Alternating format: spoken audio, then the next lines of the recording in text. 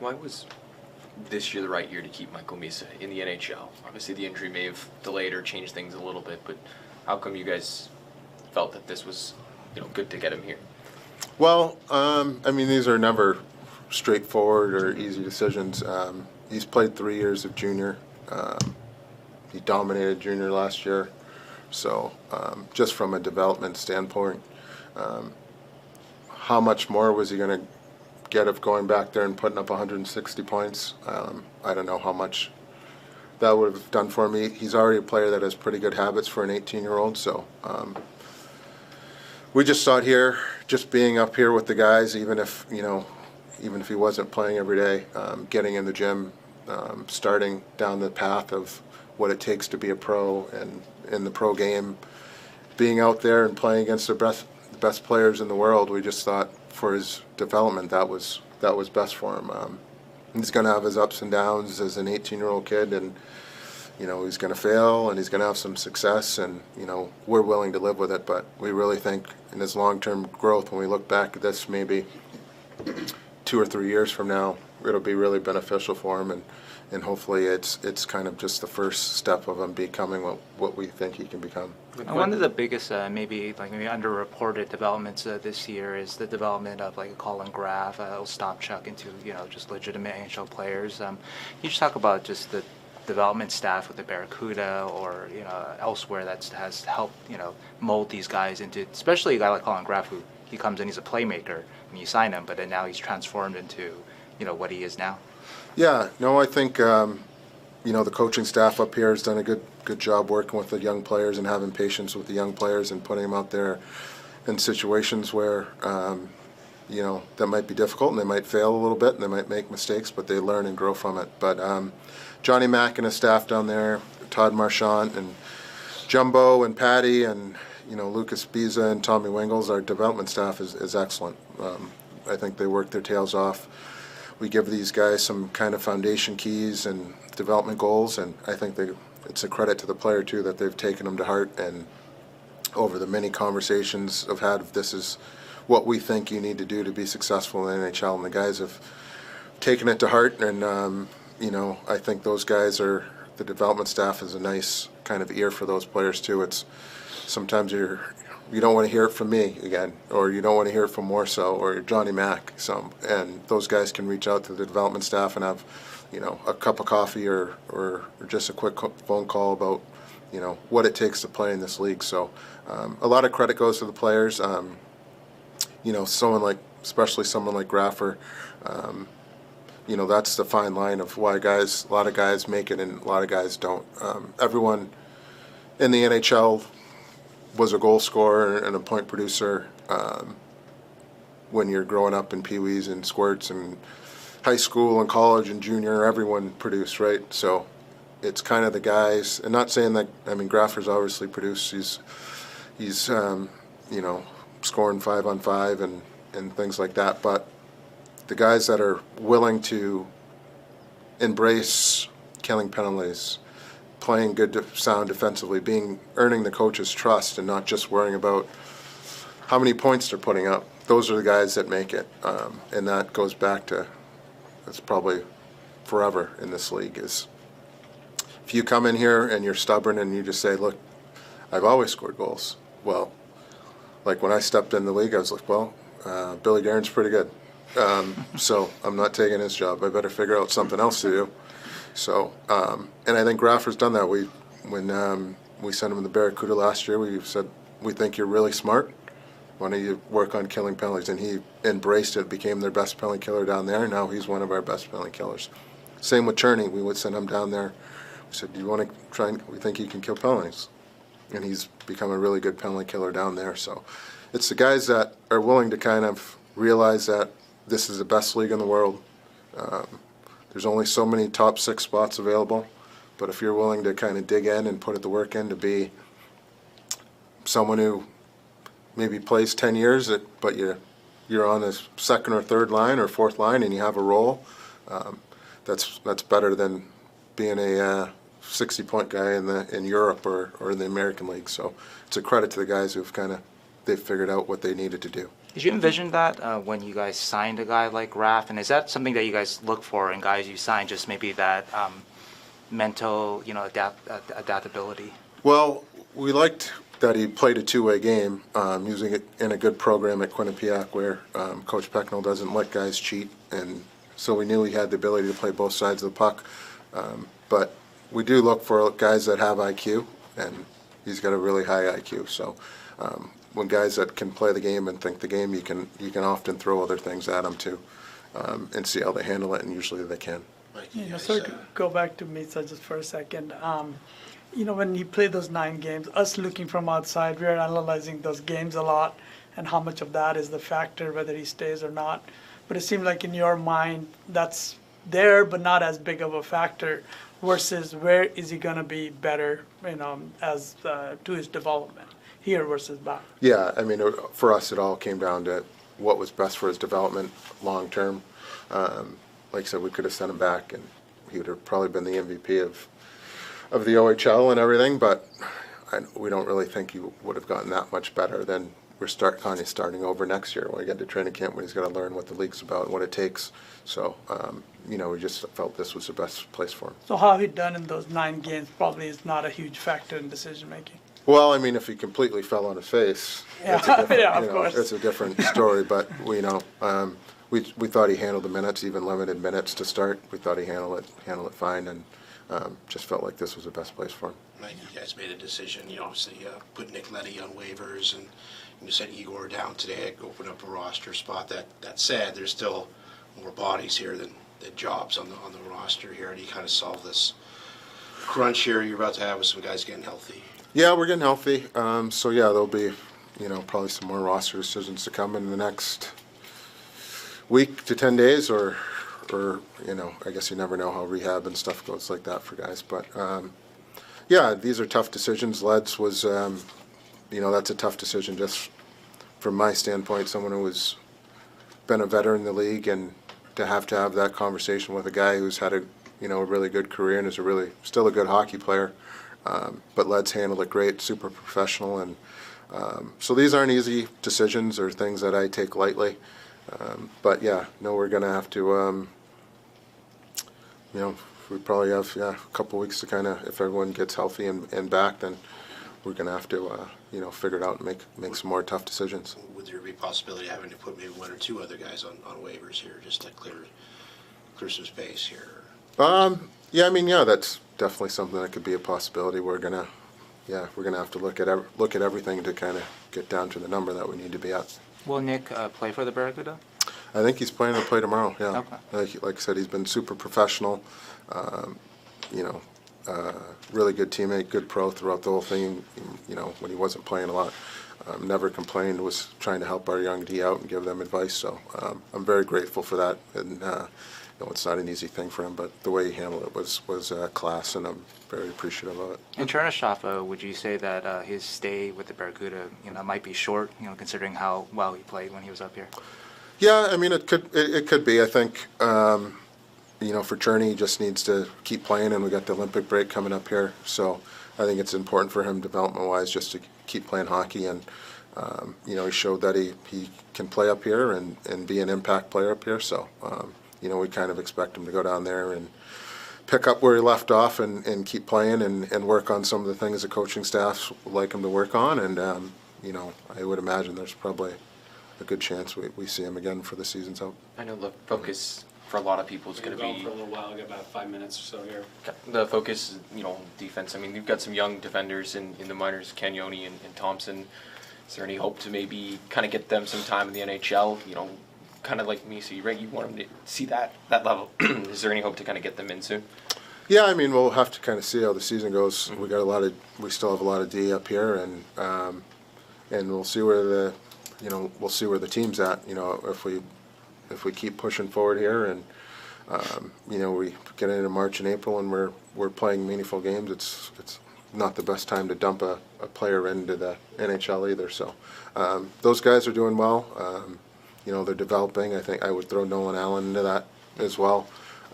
He's already had, half a season of NHL games last year, but, he brings skating and physicality that, could be something that's needed down the stretch for us. So then, Cags and Jack will see. But, Cags is probably someone if it's more if we're where we're at or if we need a power play guy or some puck moving, then, but we'll just have to see how the season goes because it's, like I said, it's not, it probably won't be a time just to drop someone in. How would you assess Shakir's season?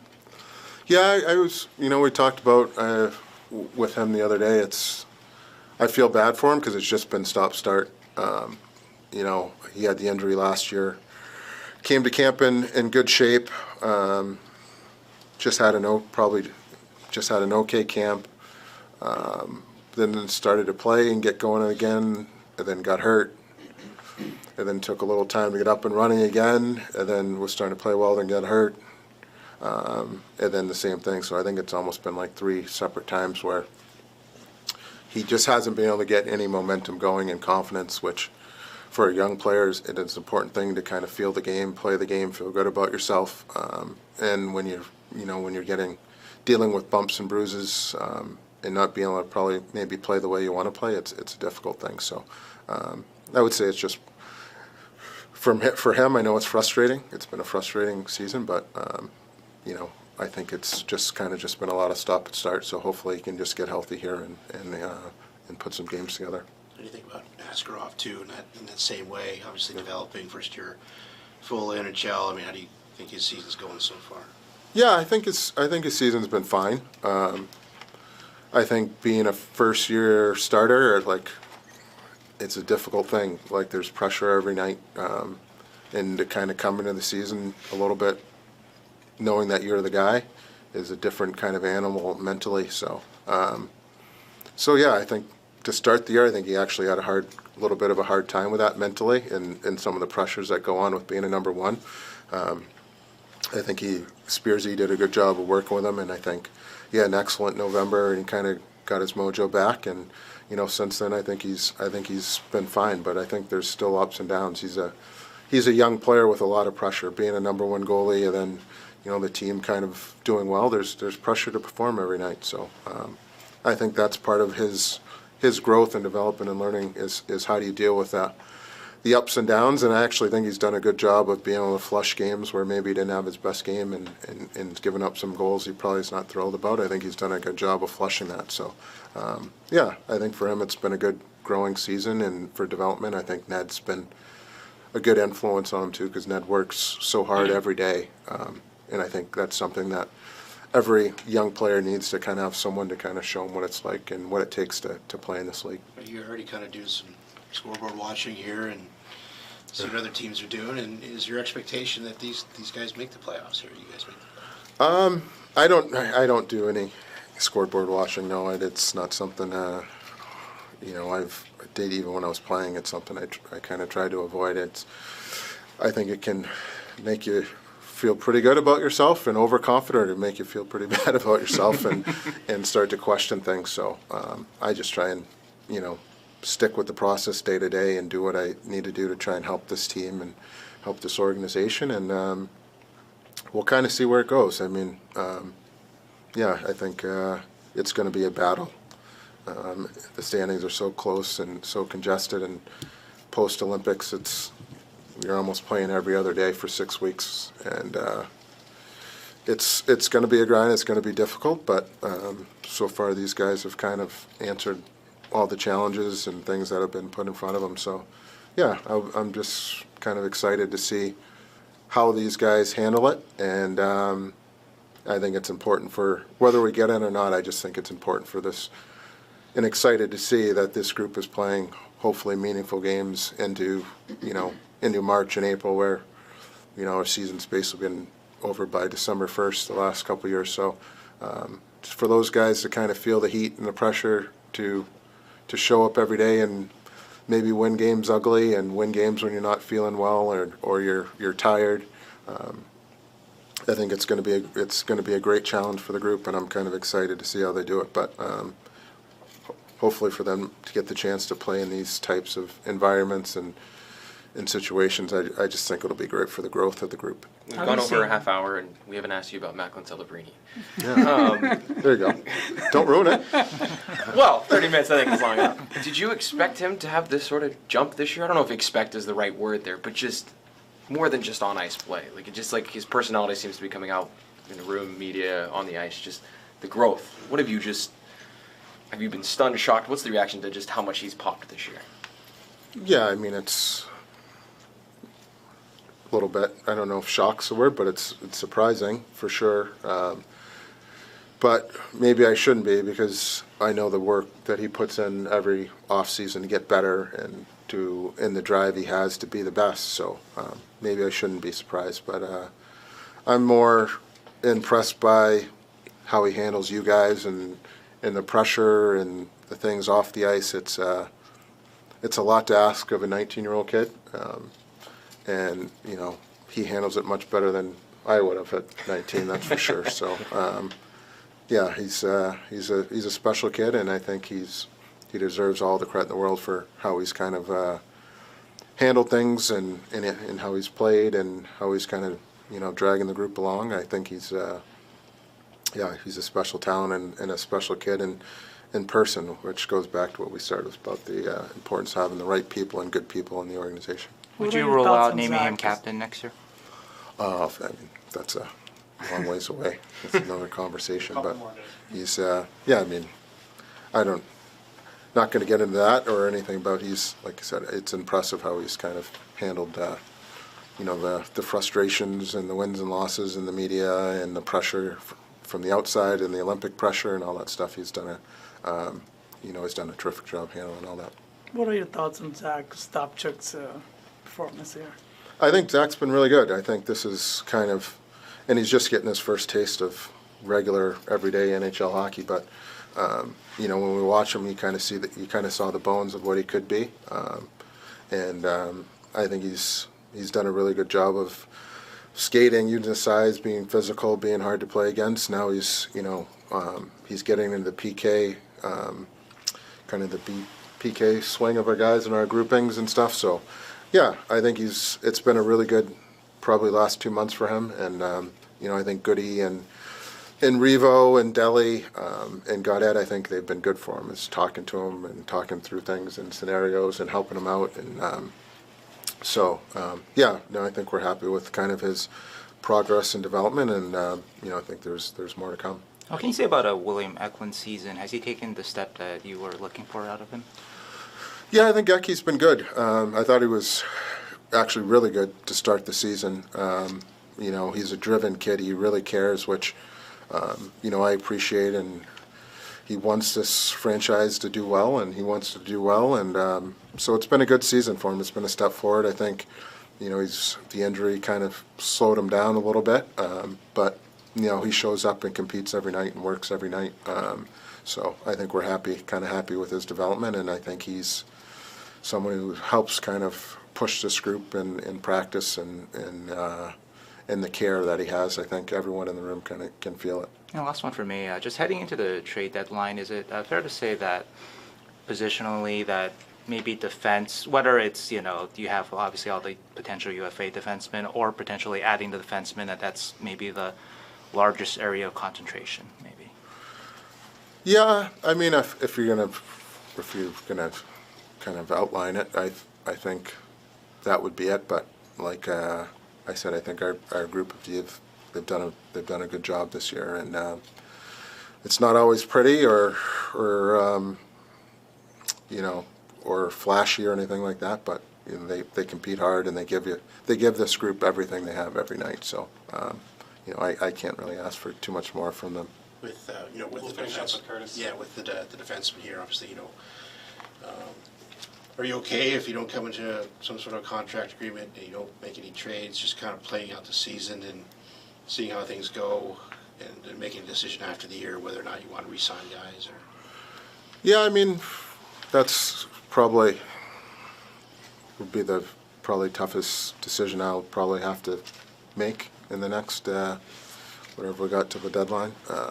Is trying to figure that out, where the group is at, where the team's at, and you know, what's the best decision for the group short term, but also long term. If there's a, if there's a deal out there that gets presented to me that makes sense, and it's something that our group up top's going to have to really think about and consider. But if we're going well and things are good, and we decide that we just kind of roll through it and see what happens, it's it's something we're prepared to do. I think I think that's kind of what Montreal did last year.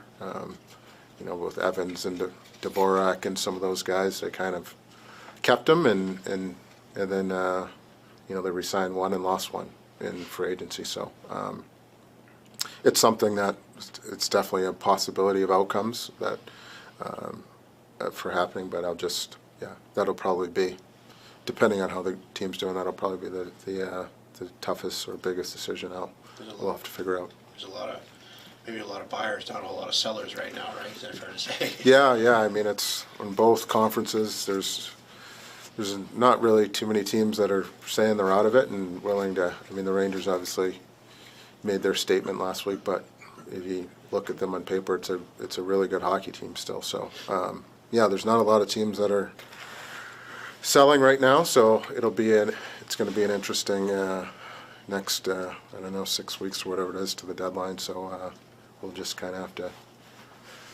go day by day and see what comes up.